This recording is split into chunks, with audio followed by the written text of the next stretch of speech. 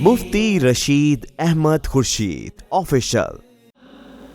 دنیا چاند پہ پہنچ گئی، مولوی ابھی تک بتاتا ہے کہ شلوار ٹخنوں سے اوپر کرو یا نیچے کرو. کہتے ہیں نا لوگ دنیا چاند پہ پہنچ گئی اور مولوی ابھی تک اس سے فارغ نہیں ہے. تو میں کہا کرتا ہوں کہ آپ اگر مولوی سے یہ پوچھو گے نا کہ چاند پہ اگر آدمی چلا جائے تو نماز پڑھے گا یا نماز نہیں پڑھے گا، مولوی آپ کو یہ مسئلہ بھی بتائے گا. آپ بتائیں آپ چاند پہ پہنچے یا نہیں پہنچے؟ مولوی تو پہنچ گیا چاند پہ. مولوی کی تو فیلڈ یہ تھی. مولوی کی فیلڈ کیا تھی کہ آپ اس سے یہ پوچھیں کہ میں چاند پہ چلا گیا، اب میں نے نماز پڑھنی ہے یا نہیں پڑھنی. یہی ہے نا، زکوٰۃ دینی ہے یا نہیں دینی، حج کرنا ہے یا نہیں کرنا، روزہ رکھنا ہے یا نہیں رکھنا، وقت کا حساب کیسے کروں گا، روزہ کس وقت کھولوں گا، یہ پوچھیں گے نا مولوی سے. مولوی آپ کو بتا دے گا.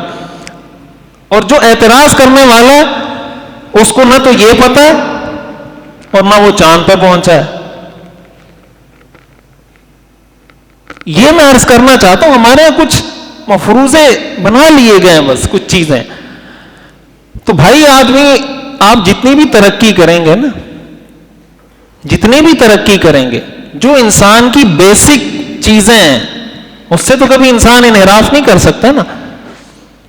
اس کی مثال بالکل ایسے کہ ایک آدمی واش روم جا رہا ہو اور آپ اس کو کہیں کہ دنیا چاند پہ پہنچ گئی، تم واش روم جا رہے ہو. وہ کیا کہے گا آگے سے جواب میں کہ بھئی چاند پہ پہنچنے کا کیا مطلب، ہم واش روم جانا چھوڑ دیں؟ بھئی دنیا کی ساری کہانیاں ختم. کوئی کھانا کھا رہا ہو، آپ اس کو کہیں کہ دنیا چاند پہ پہنچ گئی، تم ابھی تک تکے کھا رہے ہو. تکے کھانے کا چاند کے ساتھ کیا جوڑ ہے؟ وہ لوگ کہتے ہیں نا کوئی چوہا آ جائے تو لوگ ڈر جاتے ہیں، کہتے ہیں یار چوہے سے ڈر رہا ہے، جہاد کیسے کرے گا. ہمارا ایک دوست ہے وہ کہتا ہے چوہوں کے ساتھ تھوڑی کروں گا جہاد، تو کسی انسان کے ساتھ کروں. سمجھ آئے کیا جوڑ ہے اس کا آپس میں، کس طریقے سے ہم جوڑ دیتے ہیں اس کو.